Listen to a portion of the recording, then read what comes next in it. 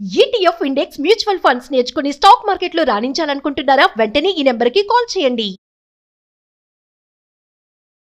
అమ్మ నమస్తే అమ్మ. నమస్తే.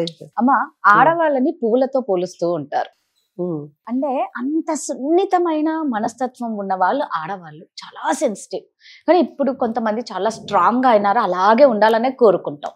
బట్ చాలా సెన్సిటివ్ గా ఉన్న ఆడవాళ్ళ గురించి మనం మాట్లాడుకుంటే అమ్మ, ఇంట్లో ప్రధానికి ఏడుస్తూ ఉంటారు. భర్త ఏమి అని అనకముందే, అత్త ఏమి అని అనకముందే, తోడుకోడలు, ఆడపడుచు, పిల్లలు, ఇట్లా ఎవరు ఏమన్నా, రిలేటివ్స్ ఎక్కడికి వెళ్ళినా కొంతమంది కళ్ళల్లో రెడీగా పెట్టుకొని ఉంటారు వాటర్ని. పాపం ఆఫీస్లలో కూడా అంతే. కొంతమంది ఏమి అని అనకముందే, పోనీ ఏదైనా ఇష్యూ అయ్యింది అంటే దాంతో మనం పోరాడదాం, స్ట్రాంగ్ గా ఉందాం అనేది ఉండదు. ప్రధానికి ఏడుపు ఏడుపు ఏడుపు.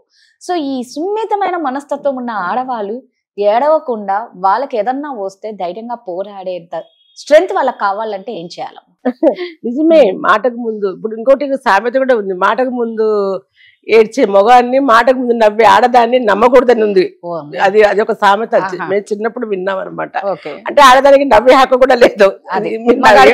ఏడు గురించి మాట్లాడుతున్నారు, నవ్వడానికి కూడా నవ్వకూడదు. ఎందుకంటే మాటకు ముందు నవ్వుతుంది, ఎందుకు నవ్వుతుంది, ఎందుకు వస్తుంది, ఎందుకు నవ్వుతుంది, ఎందుకు వస్తుంది నవ్వు అసలు ఆమెకి? అట్లా నవ్వకూడదు, తప్పు. ఆడోళ్ళు ప్రతిదానికి అర్థం లేకుండా నవ్వకూడదు అని అంటారు అనమాట. అది కూడా ఉందనమాట. సో మగోడు ఏడ్చాడని నమ్మరు ఎవరు కూడా. వాడు ఏం చెప్పుకోలేడు అసలు. అది ఎంత కష్టం వచ్చినా చెప్పుకోలేడు, మనసులో నుంచి పెళ్ళాన్ని తిట్టినా చెప్పుకోలేడు. మగుడు తిట్టినాడని పెళ్ళాన్ని చెప్పుకొని ఏడుస్తుంది, కానీ పెళ్ళాన్ని తిట్టిందని మగుడు చెప్పుకొని ఏడవలేడు కదా. నిజంగానే ఉంటది అది బాధ. కానీ చెప్పినాడు అనుకో, వీడేమో రా ఏడుస్తున్నాడు పెళ్ళాన్ని తిట్టిందని ఎగతాళి చేస్తారు. ఆ బాధ దిగమింగుకోవాల్సి వస్తుంది వాళ్ళు. మీకు తెలుసా, భార్య బాధితుల సంఘం అని ఒకటి ఉంది మన హైదరాబాద్ లో, విన్నారా? విన్నాను. భార్య బాధితుల సంఘము, భర్త బాధితుల సంఘం అనేది లేదు కానీ మహిళా సంఘాలు ఉన్నాయి, మహిళా సంఘాలు ఉన్నాయి బాగా. సరే, ఏదో మనం నవ్వుకోవడానికి ఇది. కానీ మాటకు ముందు ఏడవడం అంటే, ఇప్పుడు ఆడదాన్ని పువ్వుతో పోల్చినారు. అది మనసునా శరీరం. ఆ శరీరం కూడా మగవాడి కంటే ఆడదానికి బలహీనంగా ఉంటది, మృదువుగా ఉంటది. అట్లాగే మనసు కూడా. కానీ నిజంగా అనుకుంటే మగవాడి కంటే ఆడవాళ్ళే స్ట్రాంగ్ గా ఉంటారు, చాలా స్ట్రాంగ్ ఆడవాళ్ళు. అసలు ఎవ్వరు నూటికి కోటికి ఎవరో కొంచెం ఏమి తెలియని వాళ్ళు, అంటే ఒక ఇంట్లో వాళ్ళ పెంపకం కూడా ఉంటుంది రాదా, అది ఏమి తెలియకుండా, బయట ఎవరు ఎట్లుంటారో తెలియకుండా కూడా కొంతమంది ఆడపిల్లల్ని పెంచుతారు తల్లిదండ్రులు, ఎలా ఉంటుంది అని కూడా. అట్లాంటి వాళ్ళు ఏంటంటే దేనికి ఓర్చుకోలేరు. అప్పుడు వాళ్ళ చిన్న మాట కూడా వాళ్ళకి ఏడుపు వస్తుంది. ఎప్పుడు కూడా అలా పెంచకూడదు. ఎందుకంటే ఇప్పుడు ప్రపంచము ఇంట్లోనే ఉంటాము, పిల్లలు అనేది లేదు. ఆడపిల్లలు ఎట్టేట వెళ్ళిపోతున్నాము, ఎంత ఇదిలోకి ఉన్నతంగా వస్తున్నారు ఆడపిల్లలు కూడాను. కాబట్టి అలా పెంచకూడదు కూడాను. ఏం తెలియకుండా, అసలు ఎలా మాట్లాడాలో తెలియడం లేదు, ఎలా బతకాలు, బయటికి పోతే ఎవరికి ఎట్లా సమాధానం, ఇవన్నీ కూడా ఇంట్లో నుంచి పెంపకంతో వస్తాయి. ఇవన్నీ కూడా ఆడపిల్ల పువ్వుతో సమానం. నిజమే. ఎప్పుడు ఎలాంటి సమయంలో మనము వాళ్ళు పువ్వుతో పోలుస్తాము? అన్నిట్లో పువ్వులు కాదు కదా, ముళ్ళు కూడా అన్నిట్లో పూలు కాదు, ముళ్ళు కూడా స్ట్రాంగ్ గా ఉంటారు వాళ్ళు. ఎప్పుడో మనసుకు బాధ కలిగినప్పుడు వస్తుంది ఆ ఏడుపు. ఆ బాధ ఎప్పుడు కలుగుతుంది, ఏ మాటకు పడాలా, ఏ మాటకు పడకూడదు, ఎట్లా ఎదుర్కోవాలా అనేది మనకు తెలియాలి. అంతేకాని చిన్న చిన్న దానిలకి మనం బాధపడిపోతే ఎట్లా, నువ్వు బయటికి పోతే ప్రతి ఒక్కరు మంచోళ్ళే ఎదురుంటారు కదా. మనల్ని చూసి అసూయపడే వాళ్ళు ఉంటారు, దాంతో కూడా తట్టుకోలేక మాట్లాడే వాళ్ళు ఉంటారు.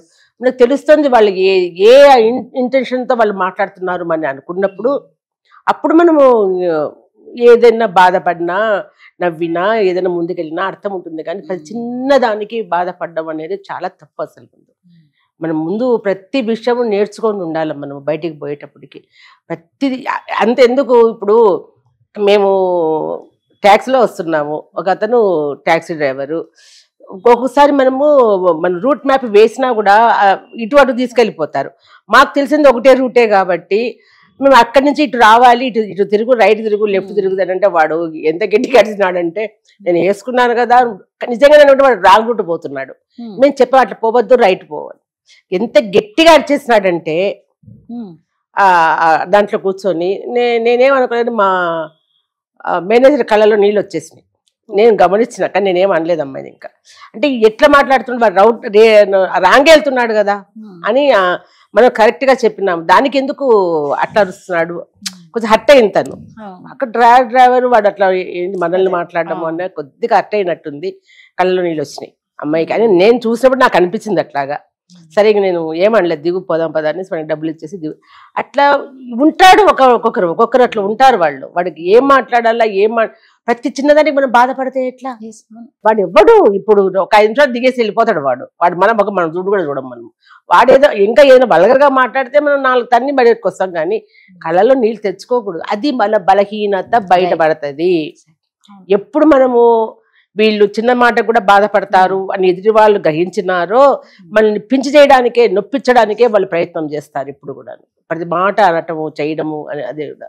కాబట్టి ఎప్పుడు కూడా స్ట్రాంగ్ గా ఉండాలి. ఆడోళ్ళైనా స్ట్రాంగ్ గా ఉండాల్సిందే, మగాళ్ళైనా స్ట్రాంగ్ గా ఉండాల్సిందే.